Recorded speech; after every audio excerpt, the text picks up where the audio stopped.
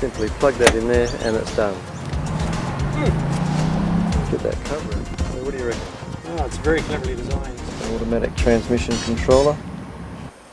The i-MiEV has been reviewed and written up by a lot of motoring writers along the way. Probably not worth going into any of its specifications and all that sort of thing. It's well documented. But what we want to do is look at it from an EV driver's point of view, and so that's what we intend. That's what we've basically done. As I say, I don't think you should draw any comparisons between what we're talking about here and conventional motoring. I guess in the case of the i-MiEV, we really have to first of all look at the fact that it's what's called a K-class, or Japanese refer to it as KEI class of vehicle. And they've been around since the 70s in Japan, and they were basically design specifications which allowed the smaller footprint vehicles to have insurance and registration fees reduced, and also to allow the vehicles to enter larger built-up areas where the normal vehicles would be prohibited. So they were exempt from some of those parking limitations.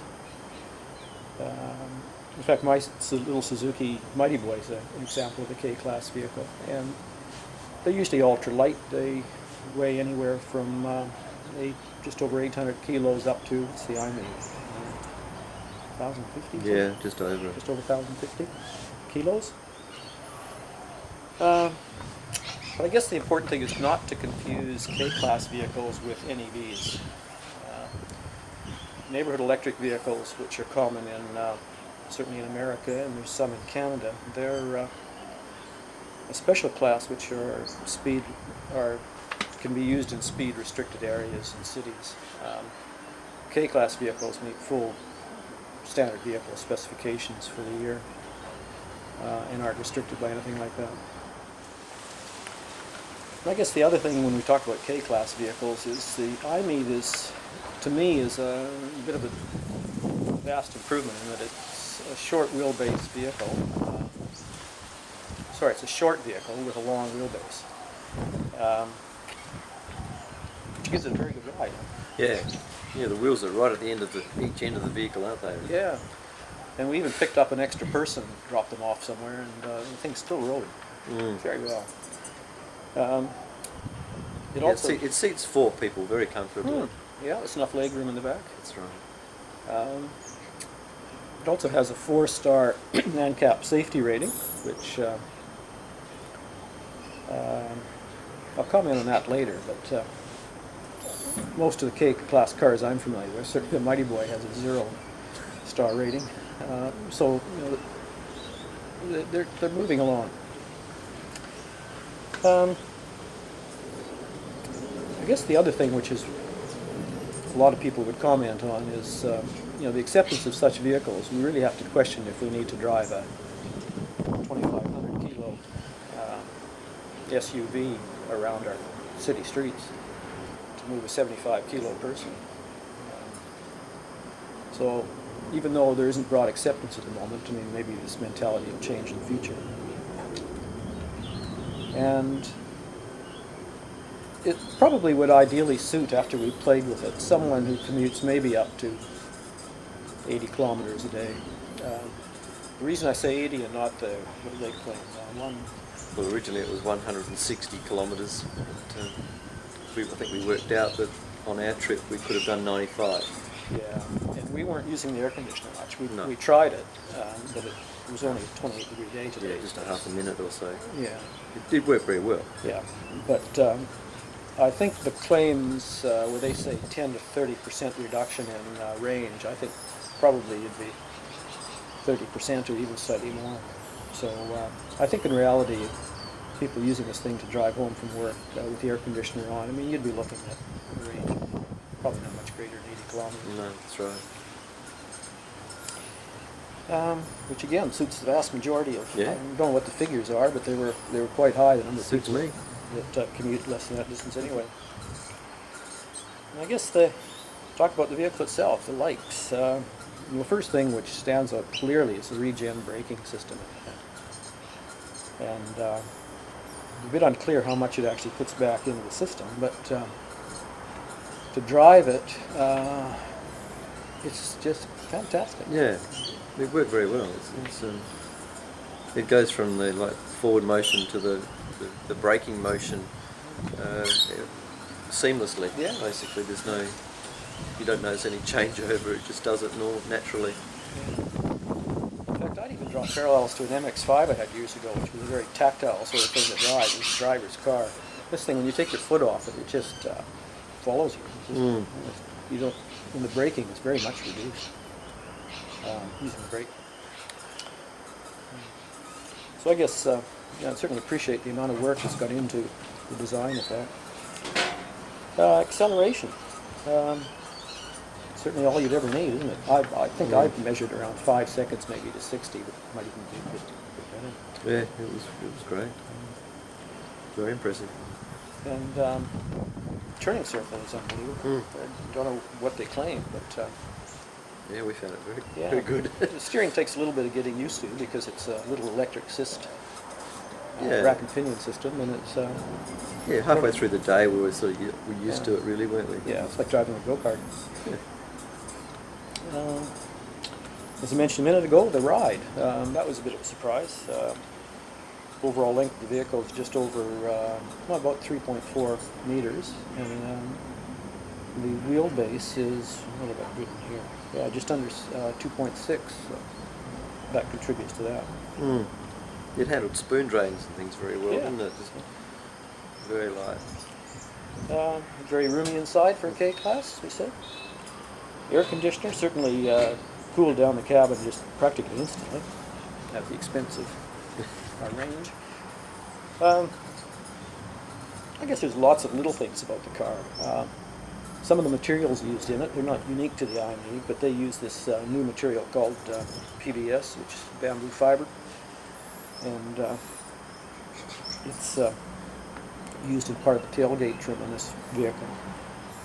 And apparently PBS fibers in this sort of application, the life cycle emissions, this is from extracting raw material to the disposal of the material, is reduced by something greater than 10% in CO2 emissions.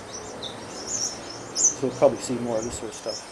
It fooled me when I first looked at it. I thought it was polypropylene, same sort of characteristics. Same sort of feel. Yeah. Yeah.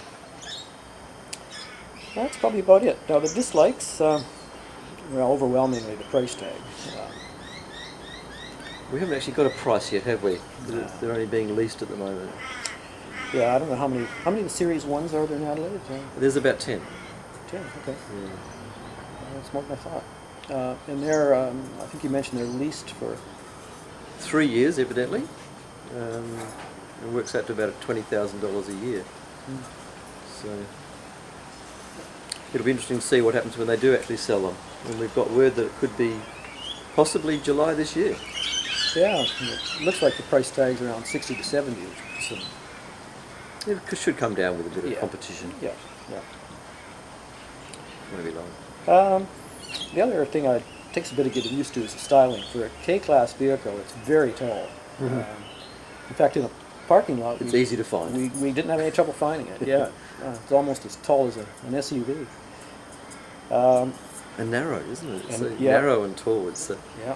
It's not really the aspect ratio that I like. No, but- because with K-Class they define the width and the length of the vehicle, but they don't define the height as far as Yeah. I'm concerned, or knowledgeable on.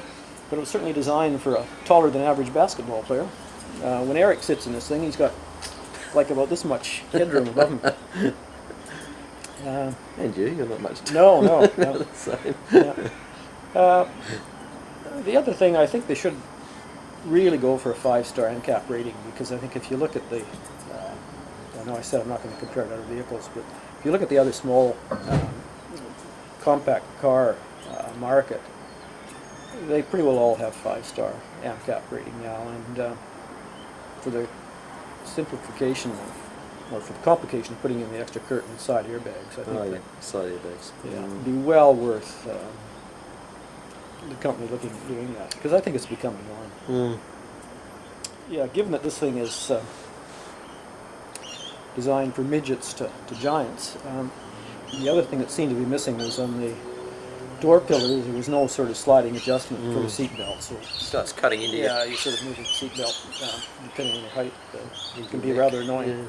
Yeah. The other thing, which perhaps is just our or my misunderstanding, but I've got concerns about the battery life with a couple of things that they tend to, well, almost say it's okay to do. One is they seem to say that you can just top the battery pack up, plug it in for an hour and you got. What was a fast charge? Well, even with the system? normal charge, Okay. say you plug it in and just you can watch the bars go up and plug it in for an hour and you got X amount more mileage.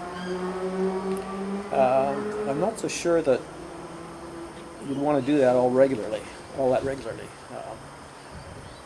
Particularly the fast charge. Yeah, and the fast charge where you can, I forget the specs on that, but it just seems to me that you're exceeding the rating of lithium technology, certainly lithium iron phosphate technology as I understand it today. I think yes, if you have the fast charge would exceed the nominal charge rate, but not exceed the maximum charge rate. Yeah. But when you charge at a maximum charge rate, you then decrease your number of cycles. Life cycles, yeah. So obviously that's the number of years that you're going to have the battery in the pack and in the car, and you don't want that expense earlier than you would expect. I guess if you're leasing, but if you're buying the product, you'd want to get maximum life expectancy out of it. Other thing I thought that was a bit cheap and nasty was the GPS entertainment display and console and interface. I recently bought a cheap GPS on eBay, which basically has the same software in it. And, apparently they've addressed this in the next generations. Yeah. So that's taken care of. And they could link in with the battery system on the same display. I think he said that's been done, yeah. Okay. They've integrated it. It's got more integration now. Minor point, but when you plug it in just to the normal charging, there's no indication near the plug that the vehicle's actually being charged. You have to go around and look on the dash, this little red indicator. Yes. But it would seem to be a lot more convenient to have a little indicator that you're actually switched on when you're charging. Right there. That your power The Tesla does that, don't they? Yeah, they got a little ring thing. I mean, you That's don't need to do that, but it's, something just a bit more subtle would be nice. I think that's about it. So relatively minor things. But, Yeah, and overall the car was fantastic, wasn't it? Yeah. Look, Very impressed. I'd love to have one, especially if the price tag is half what's quoted.